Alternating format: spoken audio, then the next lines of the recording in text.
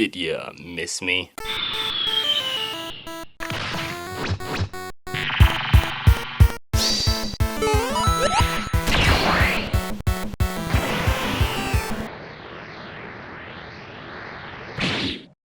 Hello and welcome back to Cell Reception. Man, do I love me some Halo. I'd wager I've spent more time playing SWAT on Haven than I've spent in any other multiplayer map in any other game. Halo is often cited very justifiably as the killer app for every Microsoft console so far. I know several people who actually bought an Xbox One specifically because they knew Halo 5 would eventually be on it. I'm one of those people. Halo was also one of the first M-rated games I ever played, and Halo 4 was the first game in which I actually pwned in the multiplayer. The Halo series is now so big that it has a game developer that was specifically created to oversee the production of Halo games. The first game basically saved the Xbox. Halo 2 had national news coverage, Halo 3 broke the world record for one-day game sales, and Halo 4... Just look at that! Just look at that. But what makes this series so great? Well, get in your orbital drop shock pods and let's dive right in. Halo is a first-person shooter developed originally by Bungie to be the definitive launch title for the Xbox, later being handed off to 343 Industries when Bungie split from Microsoft. I could go on for days about how much I love this series, but I only have so much time, so I'll be focusing my efforts today on the first installment, Halo Combat Evolved. So there's something you need to take into account when talking about Halo CE, and it might sound odd nowadays, like really odd. But to understand why this game was so groundbreaking, you kinda need to look through the lens of the early 2000s. In that time, and again, this is gonna sound weird, but in that time, you just could not launch an FPS on a console. It just was not done. Sure, there were a few outliers here and there, but for the most part, the industry just relegated the FPS to PCs and the other one.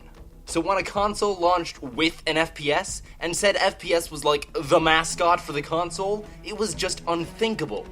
But then again, Halo was a mold breaker right from the start. Basically everything that people thought of as staples of the FPS, Halo threw directly out the window. Before Halo came around, shooters were confined to small corridors. Their stories were usually ludicrous, if they even contained a story. And the sound design was never really anything to write home about. Nobody really cared though, because the game industry has a tendency to conflate things that they really shouldn't, in an attempt to dissect and emulate a success. Doom has corridors, we need to make sure that our shooter has lots of corridors. Eventually it just becomes a trope within the genre, and everyone feels that they need to abide by these tropes to fit in. When you take a look at it from that perspective, Bungie was actually taking a lot of huge risks. It had a bunch of wide open spaces, a higher emphasis on narrative and presentation, and its sound design was basically made for the sole purpose of showing off the stereo capabilities of the Xbox. But as much as I'd like to praise Bungie for, and no pun intended here, thinking outside the box, they didn't really go into this thinking from the perspective of, shooters don't do X, so let's focus on that. No, all of these things that made Halo so great are the result of a stumble. You see, Halo wasn't originally going to be an FPS. It was originally going to be an RTS, like a few of Bungie's other semi-successful titles. But everything changed when one of the programmers decided to goof off a bit and switch the camera from a bird's eye view to the perspective of a unit. If you're a Halo fan, you've probably heard that tidbit in a million other places, but I bring it up here because it's more than just a fun fact or an odd piece of trivia.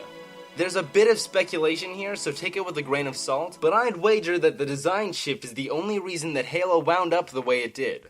I mean, think about it. Every single facet of this game looks, sounds, and feels like it should be in an RTS. I will now ask you a question that every Halo fan has asked at one point during the first game. Why do the Forerunners require such giant doors? Not even just giant doors, giant hallways, giant open spaces, giant everything. On one hand, if Bungie wanted to emphasize that they had a large world, it kind of makes sense to make everything bigger. But that doesn't explain the height of these rooms, especially the ones that are horizontally constrained. In every environment, there is always a considerable amount of space above you. No matter where you are, there is always a very distinct verticality to these areas. Now, why is that? Is it to allow for more dynamic combat? Is it to make the world feel more realistic? Well, no and no. I'm not doubting that these upsides exist, but they aren't why these environments were built like this. When you look at it from a design perspective, these environments fit a lot better with an RTS. Wide open spaces with varying degrees of cover would allow you to move your troops in a variety of ways, and the height of each area would be much better suited for a bird's eye camera. These assets were probably created when the game was still going to be an RTS. From how the story is told, the first person shift happened a ways into development, meaning that a bunch of work had already gone into the project. They could just go back and redesign everything to better fit the gameplay shift, but that basically means discarding all of the work they put into the game already. Then you remember that because your character's favorite color just so happened to be green, Microsoft's marketing division decided that your game would be the definitive mascot for the console. Bungie couldn't afford a delay, so they just adapted what they had to better fit where they were going. Now, you might not think that any of this has a bearing on the quality of the game, but I assure you it does. Because the shift happened where it did, there are a fair amount of RTS feeling levels, like Halo, the Silent Cartographer, and the Library. But the shift still happened early enough in development so that they could design a bunch of more FPS feeling levels, such as the Pillar of Autumn, the latter half of Truth and Reconciliation, and the Maw. It gives the whole game a level of depth and freshness that you rarely see these days. And when you look at it like that, you start to wonder what other elements were carried over from this part of production. Well, think about it. RTSs also have a huge emphasis on narrative and lore. Halo not only had a narrative, but it had a narrative that engaged you. It didn't treat you like you were dumb or that it was on a higher intellectual level, but it also didn't shower you with lore or unnecessary backstory. All of that was introduced in the spin-off material. Halo's story treated you like it was supposed to, like you were its player base, like you were adults. The result was a much higher caliber story than people ever expected from a shooter, or for that matter, what the industry expected from shooters. There was absolutely no way they went into this thinking, let's give a shooter a better story.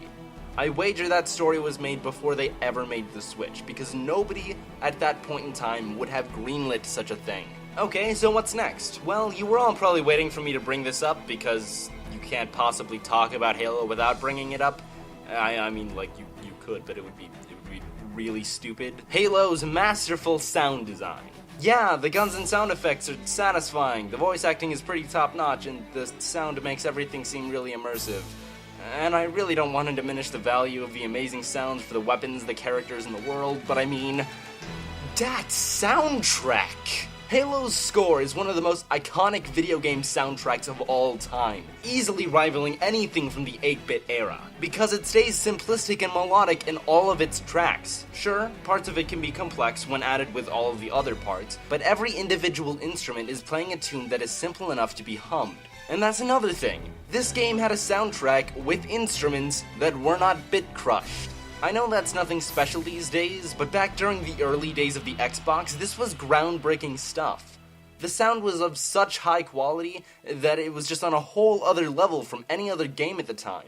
I could probably go on for an entire episode just talking about the music. Man, I could talk about this game for hours, and I really want to. But I've hit my 3-point quota for the day, and these things take forever to write, and even more forever to make. But seriously, there's a ton of stuff I'd like to talk about, so let me know if you want me to come back to it. On that note, if you like this video, you can show that you like it by giving it a like, subscribing, adding it to your favorites, or most importantly, sharing it with a friend you think may like it. Leave a comment with a suggestion on what you want to see me analyze next, or any other content you guys want to see. With all that said, I will see you wonderful people next time. So long.